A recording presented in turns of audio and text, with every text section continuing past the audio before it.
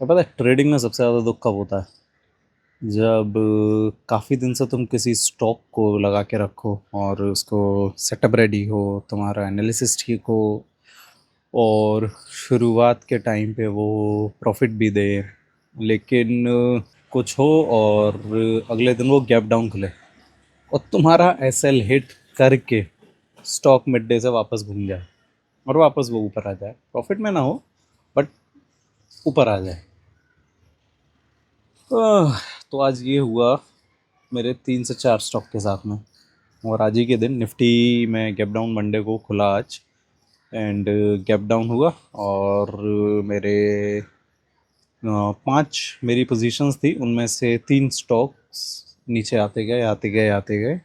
एक तो gap down खुला एंड देन वो नीचे गिरता चला गया, प्रॉपर एसएल हिट किया, जो कि मैंने डीप लिया हुआ था। एसएल भी मेरा अच्छा खासा नीचे था, मतलब जो उसका सपोर्ट था वहाँ से भी नीचे मेरा एसएल था, और वो लिया उसने और फिर वापस मिड डे से रिवर्स ले लिया। सो चलो सिस्टम पे दिखाता हूँ कि क्या हुआ, क्या मेरा एनालिसिस था तीनों स्टॉक्स का, एंड देन मार्केट ने क्या किया और फिर कहाँ से वो रिवर्स हुआ एंड अभी क्या कंडीशन है।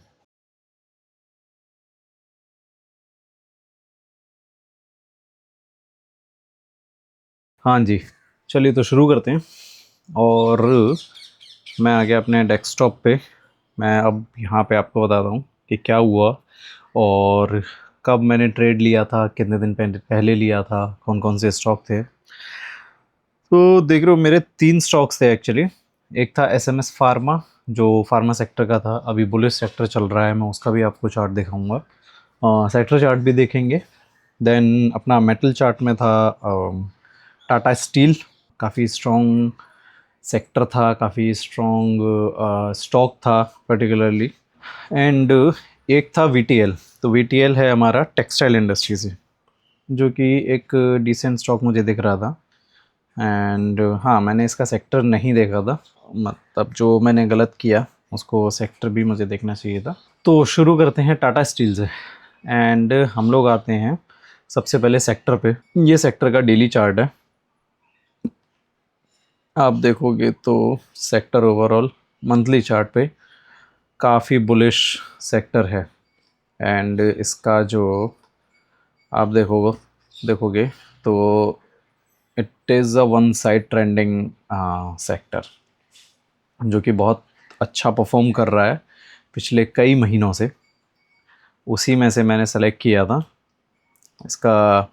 वीकली भी आप देखोगे 52 वीक हाई है, मंथली ऑल 60 प्लस है, वीकली 60 प्लस है, daily also it's a trending stock, proper trend line support, proper क्या बोलते हैं, बुलिश सेक्टर दिखा रहा है। इसमें मैंने ट्रेड लिया था टाटा स्टील का। तो हो गया जब मार्केट, मैंने लास्ट जो शॉर्ट्स बनाया था अपना, एक शॉर्ट में मैंने बताया था कि मार्केट काफ़ी चॉपी है, और जैसे ऑफ रोड पे हम लोग बाइक चलाते हैं वैसा ही आज हुआ है। आप देखो तो इससे पहले हम लोग निफ्टी खोलेंगे। आज के दिन की शुरुआत निफ्टी से करते हैं। तो निफ्टी आज क्लोज हुआ है 23,650 पे, बट जब ये शुरू हुआ था आप देखोगे तो इसका ओपन है निफ्टी का, देखो निफ्टी का ओपन है 23,500, और ये लो इसने 23,300 का लिया था, मतलब गैप डाउन। और लास्ट डे का क्लोज है जो निफ्टी का 23,600, जो आज का क्लोजिंग प्राइस है। वो कल का भी, जो सॉरी, वो फ्राइडे का भी क्लोजिंग प्राइस था। एंड आज निफ्टी ओपन हुआ gap down 1 point some percentage पे, जो था निफ्टी 480 482 के आसपास, 23,400 23,482 के आसपास में निफ्टी ओपन हुआ। एंड देन लो गया निफ्टी का 23,300, तो निफ्टी गैप डाउन हुआ और फिर निफ्टी, फिर वो नीचे भी गया। नीचे जाने के बाद में उसने वापस शॉर्टर टाइम फ्रेम पे जाते हैं तो देखते हैं, देखिए निफ्टी यहाँ से खुला, ओपन होके नीचे गया, नीचे होके देन देखो यहाँ से निफ्टी ने 10:45 से 15 मिनट के चार्ट पे भी मैं अगर मैं जाऊँ तो आपको एक्चुअली पता चलेगा, यहाँ तक निफ्टी डाउन गया। देन 10 बजे पे निफ्टी रिवर्स हुआ। रिवर्स होने के बाद में ऊपर ही गया है, खुलने के बाद में डाउन एंड देन ऊपर जाना। तो ये निफ्टी का आज था, gap down and then reversal. अब आते हैं हम टाटा स्टील पे। पहले चार्ट देखते हैं। तो देखोगे तो चार्ट एक्चुअली बुलिश चार्ट है। हायर हाईज हायर लोज ही इसके अंदर बन रहे हैं। ये मंथली चार्ट है, इसमें proper higher highs higher lows बन रहे हैं। वीकली देखोगे तो 52 वीक हाई है प्रॉपर, इसमें भी higher highs higher lows higher high ये बना है टाटा स्टील में। देन आते हैं हम लोग डेली चार्ट पे। RSI भी ऑल 60 प्लस 60 प्लस 60 प्लस आपको दिखेगा, मंथली वीकली डेली। मैंने जो चार्ट ये स्टॉक ट्रेड किया था 27 अप्रैल को, इसमें मैंने पोजीशन अपनी क्रिएट की थी जब ये 60 का इसने बाउंस लिया था। यहाँ पे 27 अप्रैल को मैंने ये स्टॉक लिया था, 215 का हाई बनाया है इसने। 28 अप्रैल को ये ट्रेड मैंने किया था जब इसने ये हाई ब्रेक किया था। इसके ऊपर एक रेजिस्टेंस था बट 60 का सपोर्ट था इसके पास में, एंड देन ट्रेंड लाइन के ऊपर चल रहा था, स्टॉक बुलिश था। 216 का ही इसका रेजिस्टेंस था जो कि इसने उसी दिन थोड़ा सा क्रॉस किया। मैंने इसमें 50% अपनी पोजीशन बनाई थी, जितना मैं एक ट्रेड में लेता हूँ मैंने उसका 50% ही इसको एलोकेट किया था। सोचा था कि जब ये स्टॉक ऊपर जाएगा और क्या बोलते हैं किसी इस जगह पे दोबारा से बाउंस लेगा, जब इसी लाइन पे आके ये वापस बाउंस लेता है अपने रेजिस्टेंस को अपने को सपोर्ट बनाएगा, तो फिर मैं इसमें अपनी पोजीशन डबल करूँगा। तो मेरा टेक्निकली लॉस उतना नहीं हुआ। तो मैंने जब यहाँ पे फर्स्ट ट्रेड मैंने एंट्री 216 पे मैंने कर ली थी, अगले 2-3 दिन नीचे गया ऊपर गया, चॉपी मार्केट चल ही रहा था पिछले कई दिनों से। होने के बाद में इसने यहाँ पे एक अच्छा ब्रेकआउट भी दिया। ब्रेकआउट होने के बाद में अगेन यहाँ पे इसने सपोर्ट ले रहा था जो कि 15 मई को। बट आज जो मंडे को, जिस दिन हम लोग ये रिकॉर्ड कर रहे हैं 29 मई को, स्टॉक एकदम से नीचे गिरा, गैप डाउन ओपन हुआ, नीचे गया, जो 5% स्टॉक नीचे गया था, एंड देन वापस से इसने रिवर्सल लिया था। 15 मिनट के अगर चार्ट पे देखोगे तो ये कंटिन्यूस डाउन ही रहा, first 15 minute, then reversal, then down, then फिर ये ऊपर गया। मेरा जो SL मैंने क्रिएट किया हुआ था, क्योंकि 215 के बाद में अगर मैं इधर ही अपना SL प्लेस करता 210 तो बहुत ही ज़्यादा क्लोज ये हो जाता, और इतना तो कभी भी रिवर्सल ले ही लेता है कोई भी स्टॉक। तो मैंने यहाँ तक भी अपना, देखिए आप देखोगे तो यहाँ पे 209 इसने लो क्रिएट किया था, यहाँ पे भी मेरा SL हिट नहीं हुआ था। मेरा जो SL था वो था 206 का इसके अंदर, क्योंकि अच्छा खासा सपोर्ट के बाद मैंने एक डीप पुल बैक का भी सोचा था कि अगर ये डीप पुल बैक लेता है स्टॉक तो भी एक सपोर्ट का जोन मैंने क्रिएट किया था अपना, जो कि अच्छा खासा मेरे स्ट्रेटेजी के हिसाब से काफ़ी अच्छा था। एंड देन अगर ये 60 से नीचे जाता है तो मेरा अपने आप वो ट्रिगर होता, जो कि कल गया था 15 मई को ये 60 से नीचे क्लोज हुआ था। तो उसके बाद में ये चाहता तो 215 214 के आसपास में या फिर इसके लो पे भी मैं इस ट्रेड को क्लोज कर सकता था। बट आज जब ये गैप डाउन ओपन हुआ, गैप डाउन होने के बाद में इसने नीचे जाते जाते 206 का अपना जब इसने लो बनाया, इसने लो तो अपना 205 का बनाया, लेकिन जैसे ही मेरा स्टॉक 206 पे पहुंचा वो अपने आप एग्जिट हो गया, एंड देन वापस से रिवर्सल होके अभी ये ट्रेड क्लोज हुआ। 211 का इसने हाई भी बनाया, एंड देन आज ये क्लोज हुआ 209। स्ट्रक्चरली बुलिश स्टॉक है ये, यहाँ से रिवर्सल भी आ सकता है, ऊपर भी जा सकता है, हो सकता है, क्योंकि मार्केट अभी चॉपी भी चल रहा है तो थोड़ा सा इधर भी रह सकता है। देखते हैं, इसमें अगली पोजीशन मैं तभी बनाऊंगा जब ये यहाँ से अगर ऊपर जाता है, एंड देन अगर ये 50 RSI को क्रॉस करता है, उसके कंफर्मेशन के बाद में मैं इसमें अपनी अगली पोजीशन बनाऊंगा। अभी आते हैं अगले स्टॉक पर जो था मेरा SMS pharma. Nifty pharma index अगर आप देखोगे, monthly bullish, weekly bullish, daily bullish. Monthly पे आप देखोगे लास्ट 2 महीने, पिछले महीने का भी क्लोज 60 के ऊपर था, इस महीने का भी क्लोज 60 के ऊपर है। वीकली पे already 60 60 plus 60 plus 60 plus. Daily पे तो ऑलरेडी ये काफ़ी दिन से 60 प्लस चल ही रहा है। ये है इंडेक्स। अब आते हैं हम SMS फार्मा हमारे स्टॉक पे। स्टॉक मंथली 60 प्लस ट्रेड कर रहा है पिछले काफ़ी महीनों से।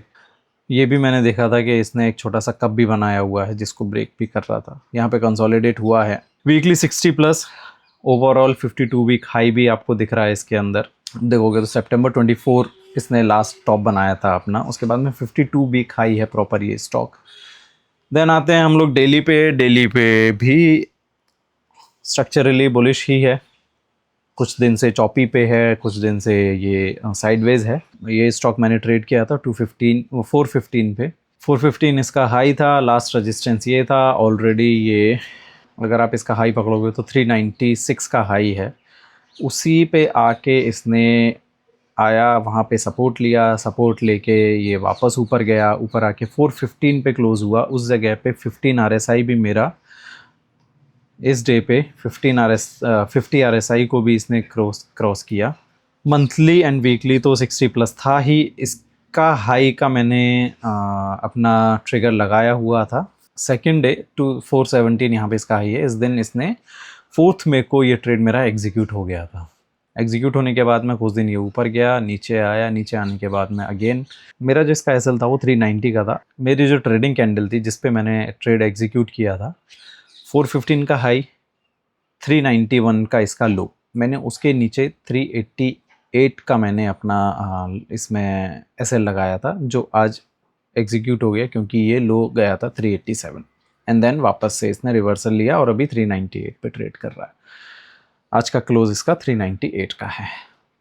सो ये सेम चीज़ हुई, गैप डाउन होने के बाद में मेरा वापस से ट्रिगर किया। अब देखना ये है कि यहाँ से अगर ये बाउंस करता है, अगर आप देखोगे एज़ पर दी स्ट्रेटेजी, अगर 50 RSI को क्रॉस करने के बाद में आप उसी कैंडल पे ट्रेड करते हो, आई मीन उसके हाई पे ट्रेड करते हो, तो जब आपका RSI 50 से नीचे क्लोज करेगा जिस दिन, उस दिन आपको ट्रेड एग्जीक्यूट करना है एज़ पर दी स्ट्रेटेजी, या फिर अपने हिसाब से आप अपना एसएल कर सकते हो 5% 10%, जितना आपके रिस्क कैपेसिटी है, रिस्क रिवॉर्ड है जो आप ले सकते हो।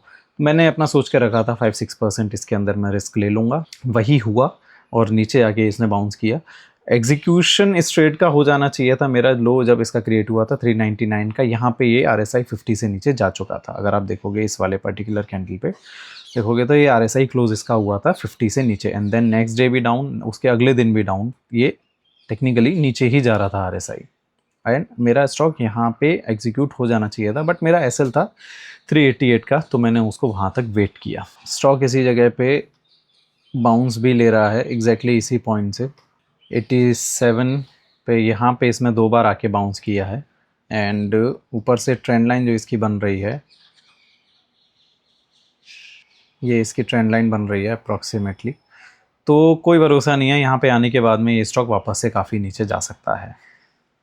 अगर मार्केट इसी तरीके से रहा तो ये स्टॉक गिर भी सकता है एज़ पर दी प्राइस एक्शन। एडिट करते टाइम मैंने देखा कि मेरा VTL वाला जो पूरा सिनेरियो था वो रिकॉर्ड ही नहीं हुआ एंड उसमें भी कुछ ऐसी चीज़ें हुई थी। वो गैप डाउन हुआ मेरी स्ट्रेटजी के बाद में थोड़ा सा चला, देन उसके बाद में गैप डाउन हुआ और मेरा जो एसएल था वो उसके अंदर हिट हो गया। सेम चीज़ सेम सिनेरियो। सो और ये सारे स्टॉक मैंने स्विंग ट्रेडिंग के हिसाब से लिए थे, जो काफ़ी जल्दी एसएल हिट हो गए विद इन 3-4-5 डेज़। निफ्टी भी एक रेंज में आ चुका है, पिछले कई दिनों से ये वहीं पे उसी जगह पे ट्रेड कर रहा है, तो ऐसा लगता भी नहीं है कि मार्केट अभी थोड़ा सा उठेगा या करेगा। ये अभी थोड़े से साइडवेज जोन में भी रहेगा एंड देखते हैं अगले 21 दिनों में कहाँ पे क्या ब्रेकआउट होता है और उस हिसाब से ट्रेड लेने की कोशिश करेंगे। मैंने जो ये स्टॉक लिए थे स्विंग ट्रेडिंग के हिसाब से लिए थे, जो कि एक इसमें गैप डाउन गैप अप और इन सब का रिस्क होता है। कुछ कुछ स्टॉक्स में गैप अप में फ़ायदा भी होता है, जब इस तरीके के गैप अप होते हैं तो फ़ायदा तो होता ही है उसके अंदर। एंड यस, तो एसएल इसीलिए मैं लगा के रखता हूँ कि ज़्यादा मुझे लॉस ना देखना पड़े। कभी उसका फ़ायदा होता है, कभी नहीं होता है। जैसे आज एसएल हिट होके वापस से स्टॉक ऊपर चला गया और कभी ऐसा होता है कि एसएल तक नहीं आया स्टॉक या फिर हिट लेके वापस से नीचे चलता ही चला गया, तो वो तो रिस्क मार्केट में है ही, उतना रिस्क तो लेना ही पड़ेगा। और आप भी कमेंट बॉक्स में बताओ कि आप लोग के साथ में गैप डाउन और गैप अप में किस तरीके के क्या प्रॉफिट और लॉस आप लोग को देखने पड़े हैं। कभी कभी गैप अप में तो ऐसा होता है मौका भी नहीं होता निकलने का, वो स्टॉक बहुत बुरी तरीके से नीचे होता है या बहुत बड़ा गैप अप खुलता है, तब तो स्टॉक को पकड़ने का भी मौका नहीं रहता। वो ऑलरेडी 30-40% क्या बोलते हैं लॉस दे चुका होता है गैप डाउन। इस तरीके के भी गैप डाउन होते हैं मार्केट में, वो भी देखे हैं मैंने। आई होप ये वीडियो थोड़ा सा हेल्पफुल हुआ हो आगे अपने एसएल्स और उन सारी चीज़ों को लगाने के हिसाब से, या फिर मार्केट किस तरीके से रिएक्ट करता है वही समझने के लिए ये वीडियो हेल्पफुल हुआ। मेरे लिए तो काफ़ी ज़्यादा हेल्पफुल है ये डेज़ जो मैं इन दिनों ट्रेडिंग कर रहा हूँ। मैं ट्रेड लेने की कोशिश करता ही हूँ, चाहे मार्केट कैसा भी हो, क्योंकि उसमें काफ़ी सारे आपको पैरामीटर्स समझ में आते हैं, किस तरीके से ट्रेड करना है, नहीं करना है। क्योंकि चॉपी मार्केट में आप जितना अपने एसएल्स वगैरह से जितना आप अपना कैपिटल बचा सकते हो, उतना ज़्यादा अच्छा है। बहुत सारे लोग इस समय पे ट्रेड नहीं करते हैं, बट मैं सिर्फ स्ट्रेटजीज़ वगैरह सीखने के हिसाब से भी ट्रेड्स ले रहा हूँ, और उसमें पता चलता है कि हाँ ठीक है, कहाँ पे कौन सी चीज़ सही बैठ रही है, नहीं बैठ रही है। अगर ये दिन भी अच्छे से निकाल लिए तो फिर जब ट्रेंडिंग मार्केट होगा तब तो अच्छा ट्रेड अपन ले ही लेंगे, इतना तो सीख ही जाएंगे। आई होप आपको ये वीडियो पसंद आया हो। अगर आया है तो hit like, share with your friends and subscribe to my channel for such videos. Thank you.